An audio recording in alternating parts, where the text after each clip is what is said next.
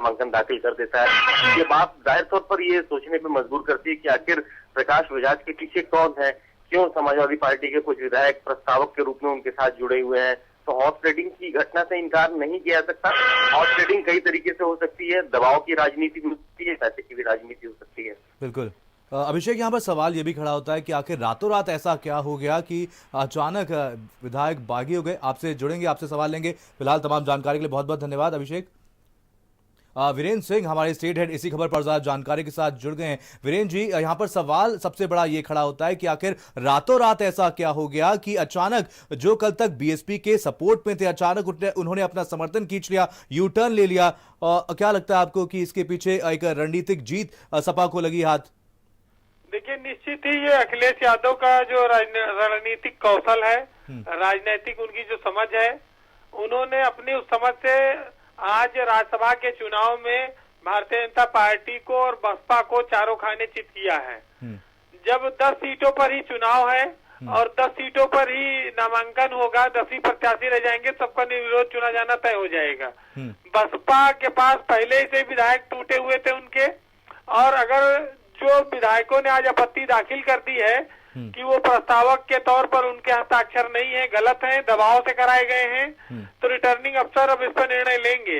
आज रामजी गौतम जो बसपा के प्रत्याशी हैं, उनका अगर पर्चा खारिज हो गया तो ये निश्चित ही बहुत बड़ा झटका होगा बहुजन समाज पार्टी के लिए, और ये बहुत बड़ी टूट है, क्योंकि उनके 5 विधायक इस समय समाजवादी पार्टी कार्यालय पहुंचे हुए हैं, जो बगावत कर रहे हैं पार्टी से, और ये सारे लोग आज समाजवादी पार्टी के साथ अखिलेश यादव के साथ जाएंगे।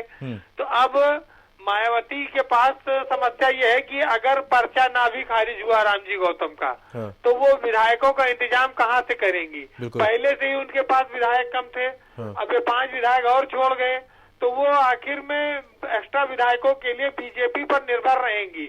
अगर चुनाव होता है तो बीजेपी की साफ हो जाएगा कि बसपा और भाजपा दोनों मिलकर चुनाव लड़ रहे हैं, उत्तर प्रदेश में अंडरस्टैंडिंग से लड़ रहे हैं। लेकिन ये जरूर है कि बीएसपी ने कभी सोचा नहीं रहा होगा, और बीजेपी जिसके 23 विधायक एक्स्ट्रा हैं 8 सीटों के बावजूद, उसने प्रत्याशी क्यों नहीं लड़ाया, इसको लेकर तमाम तरह के सवाल खड़े हो रहे हैं। बिल्कुल वीरेंद्र जी, कहीं ना कहीं उत्तर प्रदेश की राजनीति में बहुत बड़ा घटनाक्रम है, ये मामूली बात नहीं है, और ये दर्शाता है कि भाजपा के सामने सबसे बड़ा विपक्ष, मुख्य चुनौती आने वाले चुनाव में अखिलेश यादव होंगे उत्तर प्रदेश में, और अखिलेश यादव के नेतृत्व में विपक्ष का एक सबसे बड़ा कहा जाए धुरी जो गठबंधन या जो भी नेता होगा, वो अखिलेश यादव के नेतृत्व में ही आगे लोग विधानसभा का चुनाव लड़ेंगे।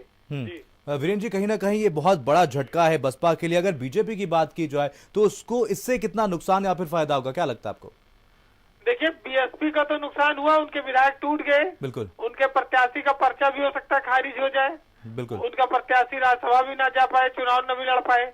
लेकिन भाजपा का ये रणनीतिक नुकसान है। भाजपा तो बहुत चाणक्यों वाली पार्टी मानी जाती है, बड़े बुद्धिजीवी हैं यहाँ, तो जब इनका 23 वोट एक्स्ट्रा था तो इन्होंने अपना प्रत्याशी क्यों नहीं नौवा खड़ा किया? बिल्कुल, और ये जो है उत्तर प्रदेश में चुनाव लड़ना है इनको, 7 सीटों पर उपचुनाव अभी चल रहा है, फिर अभी आम चुनाव होने हैं 22 के, तो बीजेपी हारे हुए प्रत्याशियों के साथ जाएगी मैदान में। बीजेपी सेफ रास्ता खोज रही है कि कोई हमको चुनाव न लड़ना पड़े, कहीं हमारी किरकिरी न हो जाए, इसलिए उसने आज प्रत्याशी लड़ाए। तो बीजेपी ने हिम्मत नहीं दिखाई, और या बसपा के साथ उसने दोस्ती कर ली अंदर खाने, 2 ही बातें हैं जी। और ऐसे में बीजेपी को नुकसान ज्यादा होगा, वो सत्ताधारी दल है, देश में उनकी सरकार है, और अगर वो 23 विधायक एक्स्ट्रा होने पर भी चुनाव लड़ने की हिम्मत नहीं दिखा पा रहे हैं, तो वो किस ऊंचे मनोबल के साथ उत्तर प्रदेश में विधानसभा का चुनाव लड़ेंगे? और ये कब तक बोलेंगे कि हमारी बसपा से कोई साठगांठ नहीं है? तो बसपा से उनकी साठगांठ की भी कलई खुल जाएगी, और जनता उत्तर प्रदेश में ये मान लेगी कि बीजेपी से कोई लड़ सकता है तो अखिलेश यादव लड़ सकते हैं, समाजवादी पार्टी लड़ सकती है। यूपी में ये जो आज का जो घटनाक्रम है राज्यसभा का, ये उत्तर प्रदेश के विधानसभा चुनाव पर बहुत बड़ा असर डालेगा, क्योंकि अभी तक लोग विकल्प पूछते थे कि बीजेपी के सामने लड़ कौन रहा है, और अब आज ये तय हो गया कि मुलायम सिंह यादव भले बीमार हो, राजनीति में वो शिथिल पड़ चुके हो, लेकिन अखिलेश यादव पूरी तरह से कमान संभाल चुके हैं, और राजनीति में एक एक कदम वो संभाल कर और फूंक कर रख रहे हैं। हाँ। जो लोग कहते थे कि अखिलेश यादव सक्रिय नहीं है, हाँ। अखिलेश यादव ने बहुत बड़ा राजनीतिक घटनाक्रम अंजाम दे दिया है। बिल्कुल। यूपी में सारे लोग हतप्रभ हैं हाँ। कि उत्तर प्रदेश की राजनीति में ये कैसा भूचाल आ गया अचानक से, हाँ। कि एक अनजान सा आदमी राहुल बजाज आज राज्यसभा जाने की तैयारी में है। हाँ। जी वीरेंद्र जी, यहाँ पर कहीं ना कहीं जैसा कि आपने बताया कि रणनीतिक जीत है, सपा को हाथ लगी है, इसका आने वाले उपचुनाव और साथ ही साथ 2022 के विधानसभा चुनाव पर क्या कुछ असर देखने को मिल सकता है? देखिए, समाजवादी पार्टी का मनोबल इससे ऊंचा होगा। हाँ। दूसरा ये है कि बीजेपी राज्यसभा चुनाव में डर गई, बीजेपी अपना उम्मीदवार नहीं खड़ा कर पाई, नौवा। और तीसरा ये है कि इसका मैसेज ये कि बीजेपी और बीएसपी मिले हुए हैं, ये तीनों बातें हैं जी। और इसके अलावा मायावती के विधायक जो ये 5 टूटे हैं, क्या ये 5 ही संख्या है? ये 5 से बढ़कर 7 और 10 भी हो सकती है। बिल्कुल बिल्कुल। और बीजेपी जिस उम्मीद से मायावती को सेफ रास्ता दे रही थी, भाई मायावती के पास कुल 17 विधायक थे लिखा पढ़ी में। हाँ। आज 5 टूट गए, 12 बचे जी। 12 में से आप किस मुंह से जो है, किस संख्या बल के आधार पर राज्यसभा चुनाव जीतती जब आपको 37 वोट की जरूरत थी? बिल्कुल। तो उत्तर प्रदेश में ये साफ था कि मायावती और बीजेपी मिले हुए हैं अंदर खाने। हाँ। और इसी वजह से बीजेपी ने 8 कैंडिडेट लड़ाया। लेकिन ये राहुल बजाज जो निर्दलीय समाजवादी पार्टी के कुछ विधायकों के समर्थन से आ गए, उनके आने से सारा खेल बिगड़ गया। और आज विधायकों ने ये जाकर रिटर्निंग अफसर के सामने लिख के दे दिया, आपत्ति लगा दी। तो अब ये पर्चा अगर खारिज नहीं करेंगे तो चुनाव होगा तो भी बीएसपी के पास वोट नहीं रह जाएगा, और अगर चुनाव नहीं होगा तभी बीएसपी का कैंडिडेट हारता है। तो मैसेज तो देखिए साफ है कि यूपी में भाजपा से मेन लड़ाई अब अखिलेश यादव और समाजवादी पार्टी लड़ेंगे। उत्तर प्रदेश का जो भी विधानसभा चुनाव होगा, यूपी में चाहे कांग्रेस उनसे गठबंधन करे, चाहे बसपा करे, चाहे आरएलडी करे, लेकिन अखिलेश यादव के नेतृत्व में ही अब लड़ाई लड़ी जाएगी विपक्ष की। जी बिल्कुल। वीरेंद्र जी, जैसा एक बड़ा घटनाक्रम यहाँ पर साफ तौर पर देखने को मिला है, आपसे जानना चाहेंगे इस खबर के सामने आने के बाद राजनीतिक गलियारे में अब क्या कुछ हलचल देखने को मिल रही है? देखिए, अभी जो है हलचल अभी शिफ्ट होकर समाजवादी पार्टी कार्यालय पहुंच गई है। क्योंकि ये विधायकों ने अपना आपत्ति लिखकर दे दिया रिटर्निंग अफसर को, और वो सारे 5 विधायक वहां से निकलकर सपा कार्यालय चले गए हैं। इस तरह से खबर ये आ रही है कि कुछ और विधायक समाजवादी पार्टी कार्यालय पहुंच रहे हैं और वो बीएसपी से बगावत करके पहुंच रहे हैं। तो कुल मिलाकर ये है कि समाजवादी पार्टी कार्यालय में अखिलेश यादव से इन विधायकों की मुलाकात चल रही है पहले से। और वहां से जब ये निकलेंगे तो और अपनी बात रखेंगे।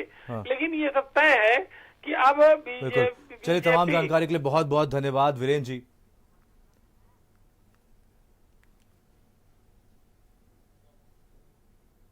किस तरह से जो है वो मामलात सामने आ रहे हैं कि इन लोगों ने जो है समर्थन वापस लेने का फैसला कर लिया, प्रस्ताव वापस लेने का। देखिए, 2 चीजें हैं, क्योंकि आज भाई ये बहुत स्पष्ट हो गया कि वह कल नॉमिनेशन में हमारे परसों साथ थे।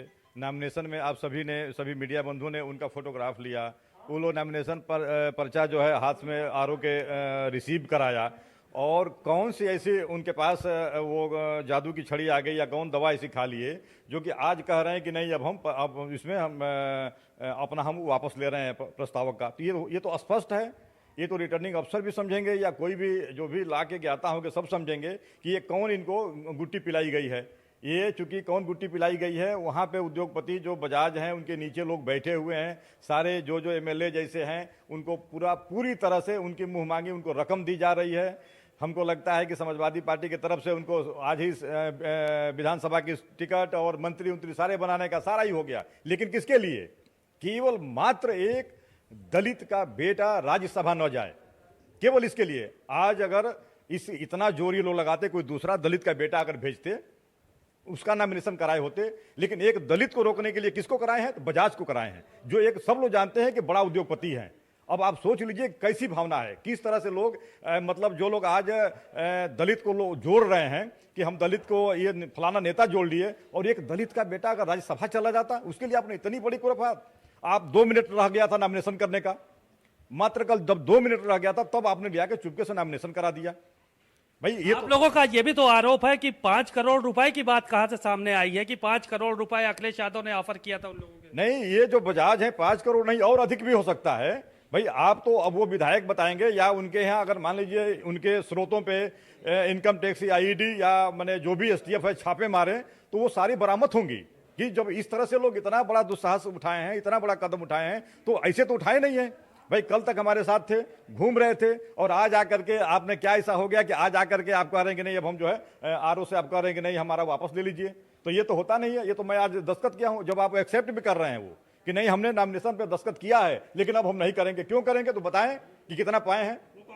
तो क्या मतलब वापस जाएंगे आप लोग? हाईकोर्ट क्या जाना पसंद करेंगे अगर जो है वो यहाँ से उनका पर्चा खारिज होता है तो राम जी? नहीं देखिए, पर्चा खारिज होना ही नहीं चाहिए। जो एक जो संसदीय जो नियमावली है उसके तहत जब आपने नॉमिनेशन फाइल कर दिया, नॉमिनेशन पे आप प्रस्तावक है जा करके वहाँ फाइल करा दिए, वह नॉमिनेशन का टाइम समाप्त हो गया और आज स्क्रूटनी हो रही है, जबकि उस स्क्रूटनी में आपत्ति का डेट नहीं है।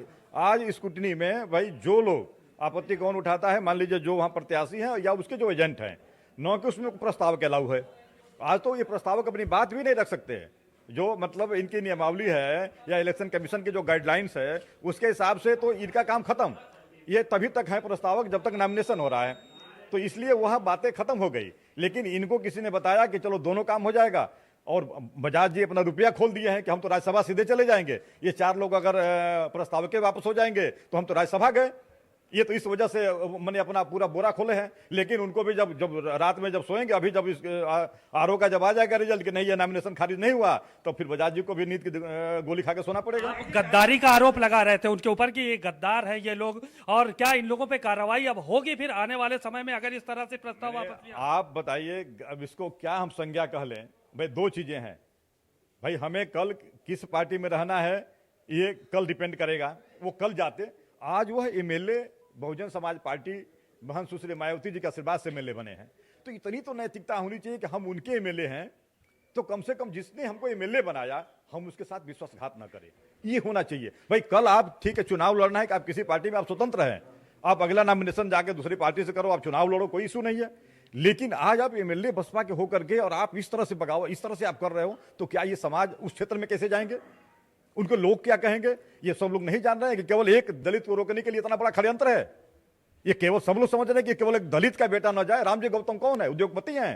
रामजी गौतम एक बहुजन समाज पार्टी का सामान्य कार्यकर्ता, एकदम बिल्कुल सामान्य कार्यकर्ता, जमीन का कार्यकर्ता, वह राज्यसभा के लिए नॉमिनेशन किए हैं। न कि उसका वो, क्योंकि मान लीजिए हम भी खोज के लाते बजाज की टक्कर में, लेकिन हमारी पार्टी का महंत सुश्री मायावती जी का ऐसा स्वभाव नहीं है।